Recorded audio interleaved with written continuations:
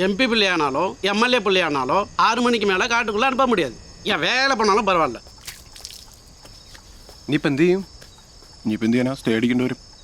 ഞങ്ങൾക്ക് പ്രശ്നമില്ല, ഇവിടെ ഹോസ്റ്റലാണ്. എനിക്കും പ്രശ്നമില്ല. ഓ അപ്പം എനിക്കാണ് പ്രശ്നം. പുലി ഇറങ്ങി അമ്മച്ചി, പുലി അല്ലല്ല ആന ആന. അയ്യേ, ആണുങ്ങൾക്കും പെണ്ണുങ്ങൾക്കും വേറെ വേറെ ഹോട്ടലാന്നേ. ഓ ആയിക്കോട്ടെ. ഓ എൻ്റെ അമ്മോ, നിന്നെ ഒന്ന് സൂക്ഷിച്ചോളാൻ അമ്മച്ചി പറഞ്ഞേ. ഇപ്പോഴത്തെ കാലാവസ്ഥ ആയതുകൊണ്ട് ഞാൻ ചുമ്മാ ചോദിക്കുന്നേ ഉള്ളൂ.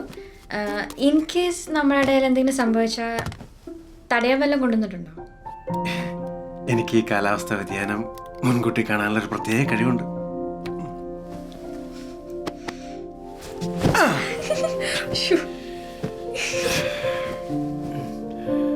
ഇതും ഒബ്സർവേഷൻ്റെ ഒരു ഭാഗമാണ്.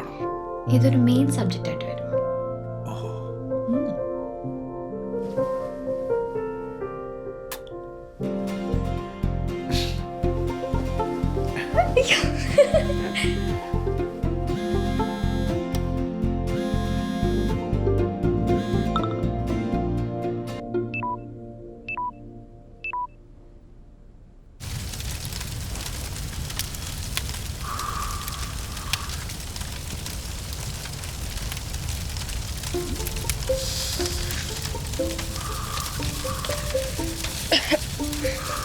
സ്വിച്ചിട്ടില്ല.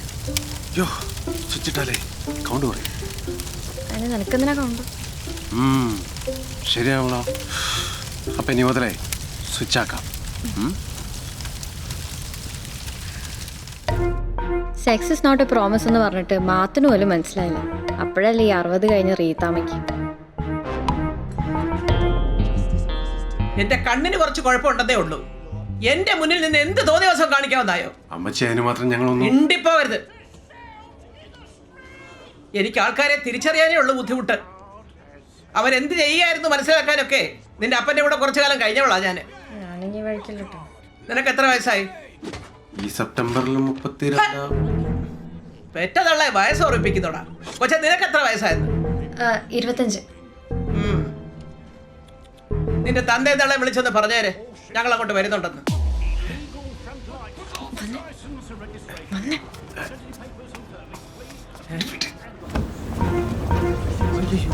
ഇനി നാട്ടുകാരെ കൂടെ കാണിക്കാനാണോ ബാൽക്കണി പോയി നിൽക്കുന്നത്?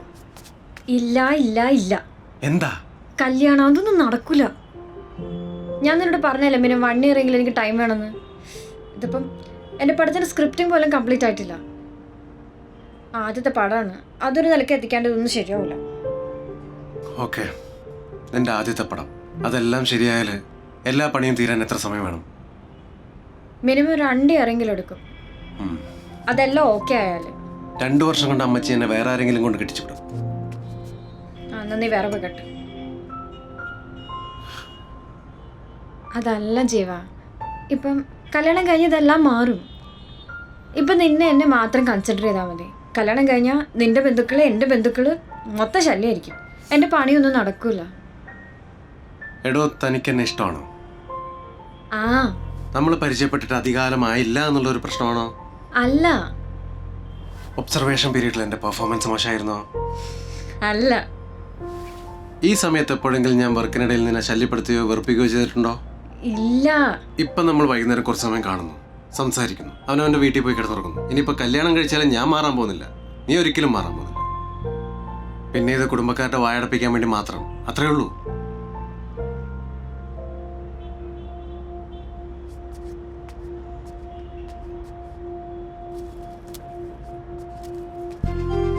നീനും നന്നനോ മധുവയാക്കി തരാം. Will you marry me, please? നമ്മൾ രണ്ടാൾ മാത്രമുള്ള നമ്മുടെ ചെറിയൊരു സ്പേസ്, അവിടെ നിന്നെ ശല്യം ചെയ്യാൻ ആരും വരില്ല. പോരെ? വേറെ പോന്നു കേട്ടില്ല. ഒരു വെറൈറ്റിക്ക്.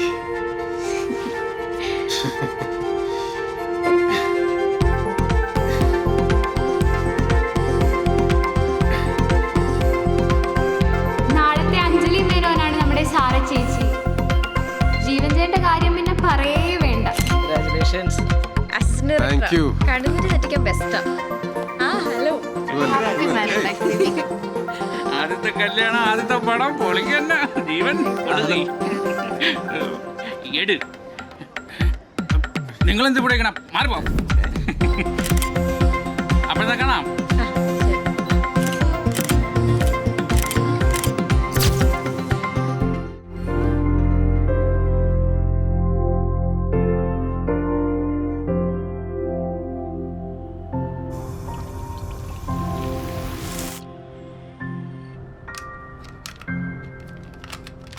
Understanding her lies in her eggs. Their white shells No. reflect the മെല്ലെ sun's കുത്തണം. unforgiving rays. വേറെറ്റ് പോയ പണി പാളും. Starting on shiny eggs are easy ദാ ജീവ ഈ വീട് മൊത്തം കണ്ണാടിയാണല്ലോടാ. ഇതൊക്കെ പൊട്ടിപ്പോയില്ലേ? എന്തിനാ എത്ര കാശ് ചെലവാക്കണേ? ഒന്നും വിചാരിക്കരുത്, ഞങ്ങളുടെ കുടുംബത്തിൽ ഇങ്ങനെ ഒരു ഐറ്റം ഉണ്ട്. ആ ഞങ്ങളുടെ കുടുംബത്തിലുണ്ട് ഇങ്ങനെ ഒരു ഐറ്റം. അപ്പൊ കോംപ്രമൈസ്. അതാരാ? ഞാൻ തന്നെ. She can recognize her own eggs, perhaps by the pattern of pores on their shells. മതി അമ്മ മധുരം കഴിച്ചാൽ അല്ലെങ്കിൽ ഇൻസുലിൻ കുടിക്കേണ്ടി വരും കേട്ടോ. She makes sure the eggs she has laid ഓ മരുമോള് ഭരണം തുടങ്ങിയല്ലോ റീത്താമ്മേ. നീ എന്റെ നീറ്റയുടെ കാര്യം നോക്കാതെ നീ വല്ലതും കഴിക്കാൻ നോക്ക്. കണ്ടാ പറയുകയില്ല 25 വയസ്സായി. അത് ശരിയാ, ഈ ശരീരം വെച്ചുകൊണ്ട് പ്രസവിച്ച ഇവിടെ ആത്മാവ് വരെ പുറത്തു വരും. എടി, ഇക്കാലത്ത് പ്രസവിക്കാൻ വലിയ കരുത്തൊന്നും വേണ്ടടി. വേദനയില്ലാതെ പ്രസവിക്കാൻ എന്തെല്ലാം മാർഗങ്ങളുണ്ട്. നീ പേടിക്കണ്ടടി മോളെ. എനിക്ക് പേടിയൊന്നുമില്ല. ആ, ഞാൻ പറഞ്ഞില്ലേ മോക്ക് പേടിയില്ലെന്ന്. അതിന് ഞാൻ പ്രസവിക്കുന്നില്ല. ഏ? എന്നതാ നീ പറഞ്ഞത്? നീ പ്രസവിക്കത്തില്ലെന്നോ? ആ എന്റെ കർത്താവേ, ഇവക്ക് ഇങ്ങനെ ഒരു കുഴപ്പമുണ്ടായിരുന്നോ? അമ്മച്ചി, അവൾ ഉദ്ദേശിച്ചത് ഹേ, നീ ഉണ്ടായിട്ടാ ഡോ വിൻസെന്റ്, ഈ കൊച്ചിന് ഇങ്ങനെ ഒരു കുഴപ്പമുണ്ടെന്ന് അറിഞ്ഞോണ്ടാണോ താൻ ഇവിടെ എന്റെ മോന്റെ തലയെ കെട്ടിവെക്കാൻ അയ്യോ നോക്കിയത്? റീതാം, ഇത് റീതാം ഉദ്ദേശിക്കുന്ന പ്രശ്നമൊന്നുമല്ല. അല്ലേ, പ്രസവിക്കാത്തത് പ്രശ്നമൊന്നും അല്ലെന്നോ? ഓ എന്റെ കർത്താവേ, എന്റെ മോളെ ഏതെങ്കിലും ഡോക്ടറെ കാണിച്ചോ നീ? എന്നതാ അതിന്റെ പ്രശ്നം? യൂട്രസിനോ മറ്റോ ആണോ കുഴപ്പം? ആ കണ്ട ബ്രോയിലർ ചിക്കനൊക്കെ കഴിച്ചിട്ടേ നാട്ടിലെ സകല പെണ്ണുകൾക്കും കുഴപ്പാ. ഇത് നിങ്ങൾ പറയണ പോലെ യൂട്രസിന്റെ സെർവിക്സിന്റെ പ്രശ്നമല്ല. ഇത് എൻ്റെ അല്ല, ഞങ്ങളുടെ തീരുമാനമാണ് കുട്ടികളെ വേണ്ടെന്നുള്ളത്. അല്ല, ഇതൊക്കെ കല്യാണം കഴിഞ്ഞ പാടെ എല്ലാരും പറയുന്ന കാര്യമില്ലയോ? ഇതൊക്കെ അങ്ങ് ശരിയായിക്കോളൂന്നേ. എന്റെ കർത്താവേ, അയ്യോ, അമ്മേ. എനിക്കിതൊന്നും താങ്ങാൻ മേലായേ മാതാവേ. അമ്മ ഇതിപ്പോ കല്യാണം കഴിഞ്ഞ ആദ്യത്തെ ആഴ്ച തീരുമാനിക്കേണ്ട കാര്യമൊന്നും അല്ലല്ലോ. ഇവർക്കിപ്പോ കരിയറും കാര്യങ്ങളും ഒക്കെ ആയിരിക്കില്ലേ ഇമ്പോർട്ടന്റ്. അതൊക്കെ മാറുന്ന ഒരു കാലത്ത് മതി. പഴയ കാലമൊന്നും അല്ലല്ലോ ഇപ്പോ. എടാ ജീവ, നിനക്കും കൊച്ചുങ്ങൾ വേണ്ടെന്നാണോ? അമ്മച്ചി, ഈ വിഷയം നമുക്ക് തൽക്കാലം ഇവിടെ വെച്ച് നിർത്താം. കൊച്ചുങ്ങളെ വളർത്തുന്ന ഉത്തരവാദിത്തമുള്ള കാര്യമാണ്. പക്ഷെ ഞങ്ങൾക്കിപ്പോൾ അതിനെക്കാട്ടിലും വലിയ കാര്യങ്ങൾ ചെയ്യാനുണ്ട്. പിന്നെ വലിയ ഉത്തരവാദിത്വം. കൊച്ചുങ്ങളെ പിറന്നത് നോക്കുന്നൊക്കെ അവളല്ലയോടാ. നിനക്ക് എന്നാ ഉത്തരവാദിത്വം? നിനക്ക് വൈകുന്നേരം വന്ന് ആ കൊച്ചുങ്ങളും ഒക്കെ ആയിട്ട് ഒന്ന് കളിച്ചും ചിരിച്ചും ഒക്കെ ഇരിക്കുക, അല്ലാതെ തന്നെ. അതെ, കൂടുതൽ ഉത്തരവാദിത്തം ആൾക്ക് തന്നെയാണ്. അതുകൊണ്ട് തന്നെ ഫൈനൽ ഡിസിഷൻസ് ആരുടെയാ? ആ ഇത് പ്രശ്നം യൂട്രസിന്റെ അല്ല, ഇത് മറ്റേതാണ്, ഫെമിനിസം.